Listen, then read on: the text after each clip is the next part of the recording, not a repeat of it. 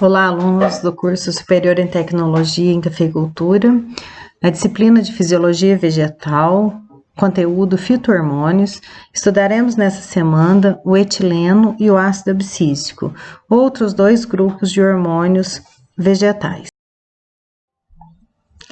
Bom, no século XIX, na Alemanha, as ruas eram iluminadas e o combustível utilizado para essa iluminação era a queima do carvão vegetal. No entanto, o gás que é emitido com a queima do carvão vegetal, ele promovia um sério desfolhamento nas árvores que ficavam logo acima destas lâmpadas. No entanto, na época, eles imaginavam que o calor que era emitido com a queima do carvão promovia um estresse na planta e essa planta perdia as folhas. Hoje se sabe que essa queima do carvão vegetal, ela aumenta a síntese de etileno na planta, favorecendo assim o desfolhamento. Então, foi o primeiro relato da ação do etileno nas espécies vegetais. Bom, em 1910, na América Central e no Havaí, a maturação precoce dos frutos também foi uma evidência, onde se observava que laranjas, junto com bananas, elas promoviam uma rápida maturação, principalmente quando elas tinham aqui a presença do fungo Penicillium. Ele aumentava a síntese de etileno e assim as bananas acabavam amadurecendo mais rápido. Burg e Tillman, em 1959, eles descobriram que o etileno é reconhecido como regulador de crescimento. E o etileno pode ser produzido em todos os órgãos vegetais. As regiões meristemáticas e dos nós são as mais ativas na síntese de etileno. A síntese de etileno se eleva na abscisão foliar, da senescência da flor e durante o amadurecimento dos frutos. Estresse fisiológico também promove a síntese de etileno. O etileno, ele é um gás e todo gás ele tem uma difusão simples na planta, ou seja, ele tem uma facilidade de percorrer a planta como um todo muito grande. Bom, o precursor do etileno é o aminoácido metionina. Então, aqui, a fórmula do etileno, e ele é por difusão simples, livre na planta, pois se difunde como um gás através dos espaços celulares para o exterior do. Já é comprovado que uma das funções do etileno é o amadurecimento de frutos, onde o fruto maduro aumenta a sua taxa de etileno. E um grande exemplo disso nós temos com o fruto das bananas. A produção de etileno também é induzida pelo estresse. O estresse, por exemplo, hídrico. E, na verdade, o etileno ele não só tem efeito no amadurecimento, mas como também na abscisão. Então, enquanto a citocinina ela retarda a senescência, o etileno ele promove essa senescência. Então, o balanço hormonal entre a citocinina e o etileno, eles promovem, sim, uma desfolha logo após um estresse hídrico. A produção de etileno também é induzida por estresse com baixas temperaturas, aqui no caso do cafeeiro. O cafeeiro, na verdade, gente, por mais que ele seja uma planta resistente a temperaturas mais baixas, mas quando elas atingem picos bem menores, geralmente a planta sente as baixas temperaturas, aumenta a síntese de etileno no pecíolo das folhas, diminui a citocinina e aí sim promove uma severa desfolha. Aqui um exemplo de geada. Essa geada aqui, gente, não é da nossa região. Essa foto aqui, ela é uma foto da geada de 1975 que ocorreu no Paraná. Aqui foi a geada negra que praticamente dizimou as lavouras cafeeiras no estado do Paraná. Aí o que acontece? O ponto de congelamento das células é muito baixo, na verdade, do cafeeiro, gira em torno de menos 3 graus. Então, com temperaturas próximas a este, congela o conteúdo celular, a planta sofre um estresse muito grande, fazendo com que ocorra uma severa desfolha. A produção de etileno também, ela é induzida pelo estresse, ferimentos mecânicos, induzidos por chuva de granizo. Aqui uma quantidade de granizo grande, inclusive com pedras bem grandes e pesadas, que inclusive causam severos danos ao cabo. Essa foto aqui, gente, é do município de Muzambinho. Essa foto aqui, ela foi tirada no dia 30 de setembro de 2008.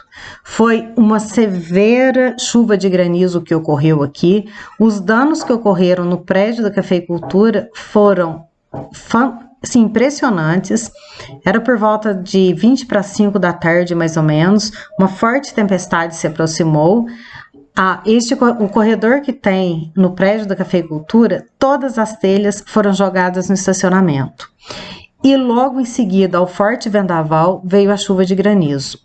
Essa foto aqui, gente, para quem conhece aqui o município de Muzambinho, ela foi tirada do próximo ali a Barra Funda, né? Então, esse terreno aqui, gente, fica próximo ao cemitério, no fundo do cemitério, né? Daqui de Muzambinho, para quem conhece. É bem próximo aqui à cidade, viu, gente? Então, vocês, né, parece que nevou aqui, mas não aconteceu isso. Aqui é uma lavoura cafeeira ao fundo, para vocês verem o tamanho e a intensidade da chuva. Aqui foram os danos causados nas lavouras cafeeiras, inclusive com severos danos aos ramos. Vocês podem observar como o impacto da chuva de granizo, né, ela promoveu uma severa desfolha, é lógico o impacto físico, e essa lavoura, ela foi esqueletada, né, e não recuperou normalmente, é uma lavoura assim que teve uma recuperação muito fácil mesmo. Porém, a chuva de granizo, gente, ela causa uma severa desfolha na planta, não só pelo impacto físico do granizo, mas também aumenta a síntese de etileno devido aos ferimentos. Acredita-se que enfiando pregos na jabuticabeira, ela produz frutos mais rápido. Na verdade, quando se provoca esse tipo de ferimento na planta, ocorre um estímulo e ela produz mais etileno, que induz a planta a florescer. A planta, na verdade, gente, ela passa por um estresse, ou seja, eu estou fazendo ferimento nela. Então, ela entende que pode morrer. Então, para a perpetuação da espécie, geralmente, ela induz um maior florescimento. No entanto, gente, se acredita que esses pregos, eles forneciam ferro para a planta. Aí, gente, não tem pé nem cabeça isso, né? Então, quer dizer, é um fator que não tem nada a ver. Hoje em dia não se vê mais esse tipo de prática, mas era muito comum, né, o pessoal fincar pregos na jabuticabeira como um todo. Bom, dentre as funções do etileno, o amadurecimento é o mais conhecido deles e tem uma importância fantástica, não apenas a nível de planta, como a nível comercial também. Então, neste processo, o amolecimento do fruto, devido à quebra enzimática da parede celular, a hidrólise do amido, o acúmulo de açúcares e a redução dos ácidos orgânicos e compostos fenólicos. Então, quer dizer, o processo de maturação, ele é complexo. Os frutos que amadurecem em resposta ao etileno exibem um aumento característico na respiração antes do amadurecimento, que são os chamados frutos climatérios. Quando nós estivemos estudando a respiração da planta como um todo, nós estudamos que os frutos eles respiram e o fruto do cafeeiro é um fruto climatério, ao contrário do que muita gente imagina, que ele é um fruto não climatério. No entanto, gente, ele é um fruto climatério, mas a respiração ela permanece por aproximadamente 12 horas após a sua colheita.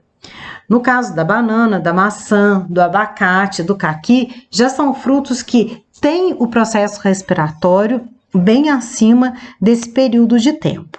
No entanto, um dos grandes problemas que nós temos com o café é que quando ele permanece armazenado em sacos plásticos na lavoura, corre um sério risco desse fruto, principalmente na fase cereja, que tem alto teor de açúcar, no ambiente quente, como ocorre em sacos plásticos. E o produto final da respiração é a água.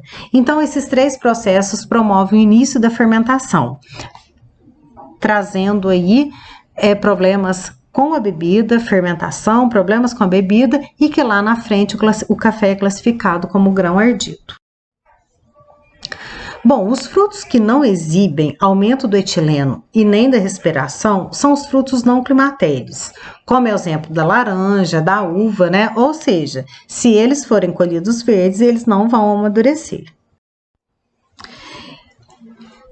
O etileno também, ele induz o florescimento no abacaxi, sendo este utilizado para sincronização da florada e estabelecimento do fruto. Uma das funções fisiológicas dele, junto com a citocinina, num balanço hormonal com a citocinina, é a senescência de folhas, flores e frutos, né? O etileno, ele acelera a senescência de folhas e retarda a citocinina. Então, com o aumento do etileno, a perda de clorofila e níveis de citocinina estão associados ao acúmulo de clorofila. Inibidores da síntese de etileno retardam a senescência de folhas e flores e o amadurecimento dos frutos, como é o tiosulfato de prata, um inibidor do etileno. A abscisão, gente, ela é a queda de folhas, flores e frutos da planta. O processo de abscisão ocorre na zona de abscisão de pecíolos, pedicelos e pedúnculos, né? Aqui um pedúnculo de flor e fruto, aqui um pedicelo, que ocorre em algumas plantas, e aqui o pecíolo das folhas.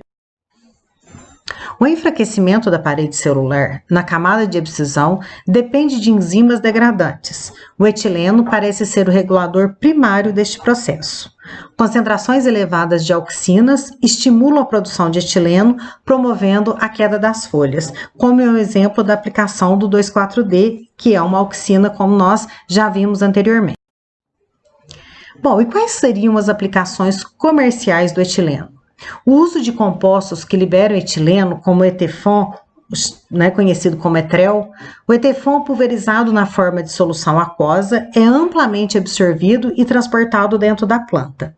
O Etefon libera lentamente o etileno em ambiente alcalino, acelera o amadurecimento de frutos climatéreos, sincroniza o florescimento do abacaxi e acelera a abscisão de folhas e flores. Aqui é um caso do cafeeiro, aonde hoje se recomenda a aplicação de etileno para facilitar a colheita mecanizada. No entanto, o etileno, gente, ele promove o amadurecimento da casca, né? Ele não aumenta a qualidade do produto. E, no entanto, ele é utilizado no cafeeiro para facilitar a colheita mecanizada. O Etrel, ele é um produto da e o uso de carbeto de cálcio, que é o carbureto, este composto reage com a água e produz acetileno, que em altas concentrações pode atuar de forma semelhante ao etileno. Em ambientes com baixas concentrações de oxigênio, baixas temperaturas, ambientes com baixas concentrações de gás carbônico e íons de prata. Gente, muito obrigada e até a próxima semana.